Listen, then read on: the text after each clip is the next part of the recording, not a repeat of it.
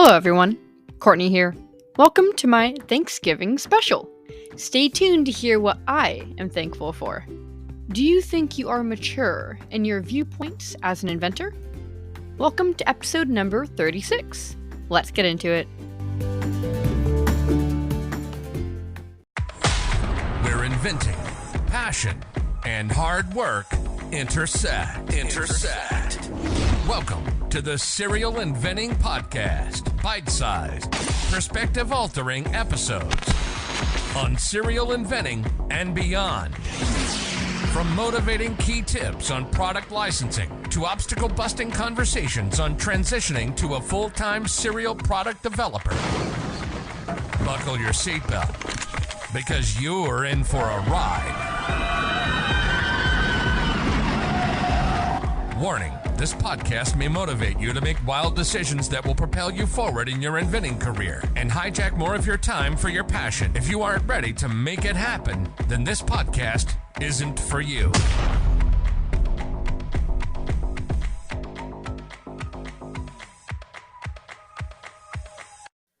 When you are first starting out as an inventor, officially starting to pitch, it can be hard to see that your current viewpoint may not fully reflect the industry at large. The best way to see that is through time and experience. But sometimes it's hard to believe that your current perspective isn't really reality.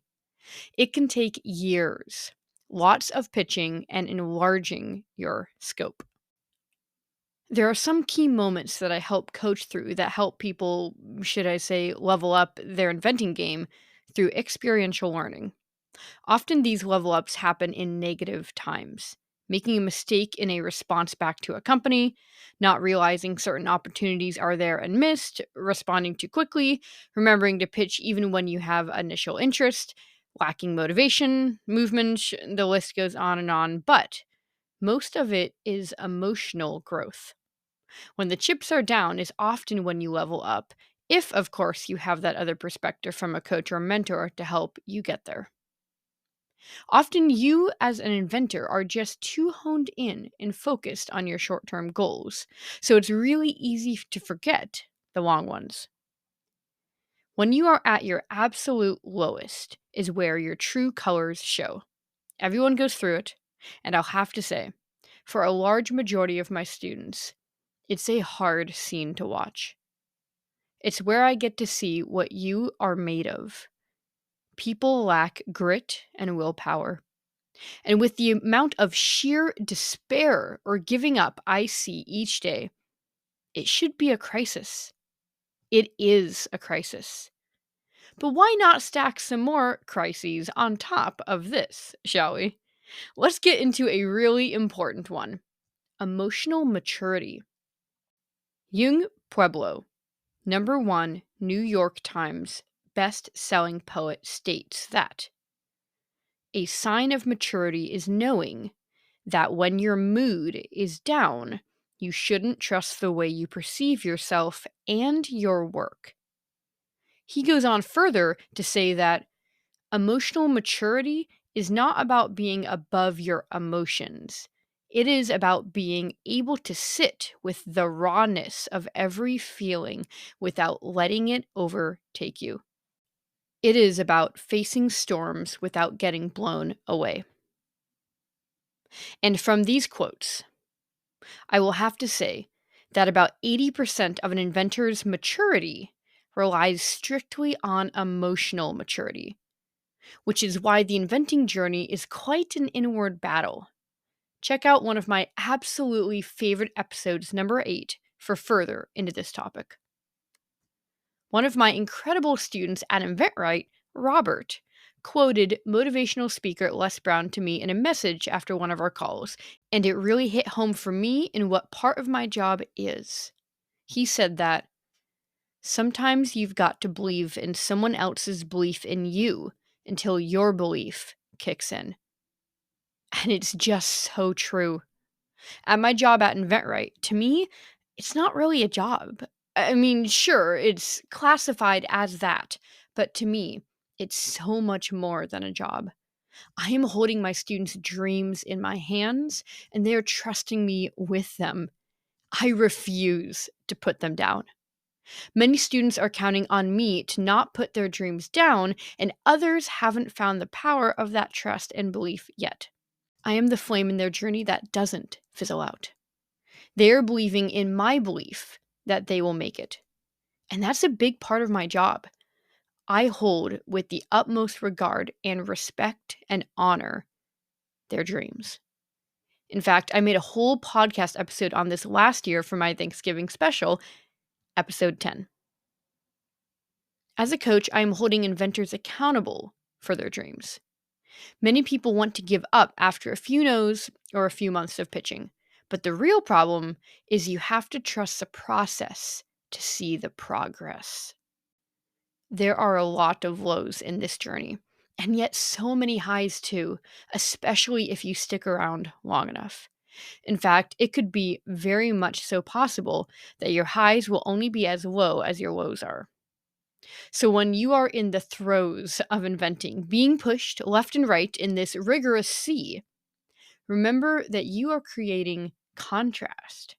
My student Emily brought up this insight to me, and I find it really profound. Shout out to Em. She learned about it from comedian and writer Dan Donahue. I placed a video in the show notes about it. There are so many distractions in this journey while pitching. It's just so easy to lose sight of the goal, especially when you are gaining emotional maturity piece by piece. It's hard to be rational when emotions run quicker in the body. Think of rational thought as the tortoise and emotions as the hare in the fable The Tortoise and the Hare. Sometimes when you are pitching, you have to make decisions that feel important to make in the moment quickly. However, this quote attributed to many sums it up quite clearly. The calmer you are, the clearer you think. Move with strategy, not emotion. You want to wait until your rational thought comes in before you make a decision, which is really hard because your emotions will tell you that waiting won't get you anywhere and you have already written up the best response, which is not true. Your emotions are lying to you. Yet another quote, also attributed to many, states that sometimes slowing down is a power move. Pace is proof of maturity. Think of the back and forth throws of inventing as playing chess with the Kraken. Okay, weird metaphor, but bear with me here. Do you think you will win? Do you think you have a chance? He'll probably just smash the board before you even make your first move. The Kraken represents your emotional thoughts. We want to think strategically, and though emotions play a big positive role in inventing, making strategic decisions is one where the Kraken can stay out of it. Now, do you think he will be okay with that? Probably not. So, how do we overcome this? Well, for starters, we don't play his game at all. In fact, let's just jump into your flying ship and soar above the entire ocean. Wouldn't that be incredible? Flying over the ocean higher than the Kraken can reach. What this means to us is to remind ourselves to not play chess with the Kraken, to recognize that the only way out of this is awareness. Start to become aware of when you feel like you need to immediately respond to a company, when you feel emotionally inclined to respond right away. To remember that as soon as you feel that immediate and intense urge to respond, to remember that feeling, an intense urge, is often an emotional response. And that means you are automatically playing chess with the Kraken without even knowing it. It happens to the best of us. But next time you find yourself aware of the Kraken, say no to him and fly above and wait until your rational thought comes back. It might be a few hours or it might be a few days, but remember that it will come back and that you will always make a better decision if you wait. You never know what opportunity you will miss if you don't. In fact, a note to my students, That is how I was able to come up with such psychological based scripts for responses to companies and how best to pitch. I waited and thought. What you need to do is pitch constantly. As entrepreneur Alex Hormozy says, volume negates luck. He made this incredible 30-second video about volume that just blew my mind away. He talks about how a past mentor gave him advice on putting out flyers. Alex put out 300 flyers and came back to his mentor frustrated that it wasn't working. In response, his mentor laughed at him and said, 300? I test with 5,000 and then do 5,000 a day after that and a day after that. And Alex was like, 5,000 a day? His mentor said, yes, 150,000 flyers a month. Because of this conversation, Alex had this incredible realization that he might have been doing the right thing all along, but he was just doing far too little of it. Incredible advice. You might be doing the right things right now, but you just need more volume of it. After all, licensing is a numbers game. And with that said, that also means time spent. And in this very time-poor society, as my student Jack says, you can't get something significant without giving something significant. And this is the truth of the matter. Where you are putting your time is what water glasses you are filling. So what glass do you want filled by the end of 2023? Learn more about sacrifices in episode 29. Now, flashback to 2017, when I was trying to license my first product and I wasn't getting a lot of feedback on my keyboard desk. But I just knew I had to not stop pitching. I knew volume mattered. My coach told me repeatedly. I never changed the sell sheet. I didn't start making tons of product ideas to pitch. I just kept on tracking my nose. It took me 2 years and 81 no's to get my first licensing deal.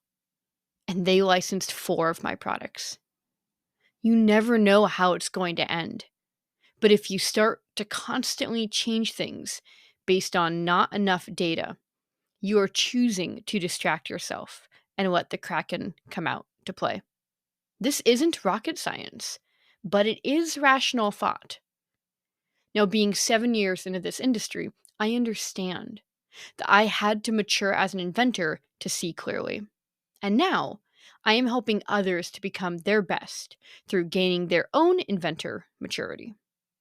It's hard that inventing is such an inward battle, but to be honest, if personal growth wasn't so deeply embedded in the licensing journey, maybe I wouldn't be quite so enthralled by it. I recognize the evolution from a beginner's mindset detached from reality to a mature perspective shaped by experience, because I went through it and recognize the behavior patterns of my students. My goal as a coach is to help others go through that evolution as well. So not only can we get licensing deals, but so we can also become better humans. As to what I am grateful for, it is all of my students for helping me become the very best human I can be. If you like this episode, please share this with fellow inventors and dreamers of any industry. Until next time, remember that the journey is just as important as the destination. Thanks for tuning in and taking a few bites with me today. And remember, serial inventors don't make excuses. They make it happen. See you soon!